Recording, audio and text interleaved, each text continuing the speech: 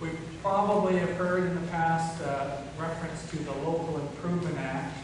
There is no longer a Local Improvement Act. It was around for about 40 years, but in 2003, when they advanced the newer municipal act, they basically did away with the act, and this is now incorporated as a regulation under the municipal act. The Local Improvement Act was somewhat more restrictive than what you had under the Part 12 charge. You could only use it for water, storm, sanitary projects, perhaps electrical lighting, bridge construction, sidewalks. The downside of this was you could only impose a charge on a linear frontage basis. You couldn't do it on a per lot side. That caused a lot of problems because, you know, if somebody, especially when you're putting in a water pipe, maybe I've got a 40 by 100 lot. It just happens that my frontage is the 100, my depth is 40. Next door, my neighbor has a 40 by 100. I may get charged more, even though the house is exactly the same, the size of the lot's the same. It just happens that I front more onto the street than that. So with this whole process, there's a process for appeals, revisional courts, and ultimately going to the Ontario Municipal Court. This is not a full cost recovery charge. There's numerous deductions, reductions that result from it. And as I say, this can be appealed. Probably the one benefit to users is that there's a provision within it where they can basically petition to the municipality to have the services put in place. And you need 2/3 of the, you need the majority of the benefiting payers, so you need 2/3 of them in the assessment in order to meet the criteria for making the petition to the municipality. So to me, this is the only benefit of it, is it gives a direct avenue for people to apply for it. But from a cost recovery or fee or a charge basis, it's probably a weaker form of charge. So those are kind of the fees, the way that you impose onto benefiting lands, either delayed benefit or immediate benefit, how you recover the costs. We have some external contributions we talked about, grant fund availability. There used to be lots of grants back in 1997, that was the turning point. Just before the province did what was called the local service realignment. I'm not allowed to use the word downloading, but that's what it really was. Up until that point, there was grants, 15% grants for water and sewer, 50% grants for roads, 75% grants for transit, and so on and so on. Virtually every service got a grant for capital. Since the late 1990s, most part it's gone. We have, in recent times, when it's of provincial or federal significance, there have been grants that have been made available. Most recently, the Build Canada Fund, basically the economic stimulus monies that were there to help municipalities build infrastructure and keep the economies rolling. There are some other transfers, such as gas tax. So there's another source coming in, it's a transfer payment. Generally, initially those rules were more towards transit, more towards roads, and they've been softening the definitions of use over the last few years, so that is more flexibility for users. And then external contributions from others that may be benefiting developments that are benefiting landowners, such as the Pinery. You have a provincial initiative where they would pay towards the benefit of the asset that they'd be gaining access to. As well, perhaps external partnerships with other municipalities could fall into this definition. And then lastly, when we've exhausted everything else, we get down to more of your internal resources.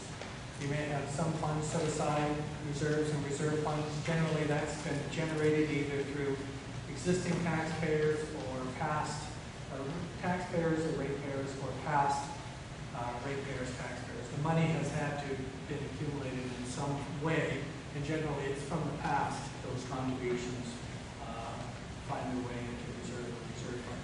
Difference, just for clarity, a reserve fund is obligatory. It normally has a piece of legislation around it, or you passed a specific bylaw, so it's very limited on how you use it. It's very focused to a certain purpose. Development Charges Act, that collection has to go into a reserve fund. Reserves are more discretionary. You have much more flexibility in the use of this. Debt, we talked about debt. That's really for cash flow purposes, but ultimately it has to be funded some way, either through taxes or rates, or through, you can use development charges or the Part 12 charges to assist in paying that debt. Water and wastewater rates, property taxes. Normally the rates are for those who benefit from the service, pay for not only the operating but capital costs related to it. Property taxes, we all know what that is.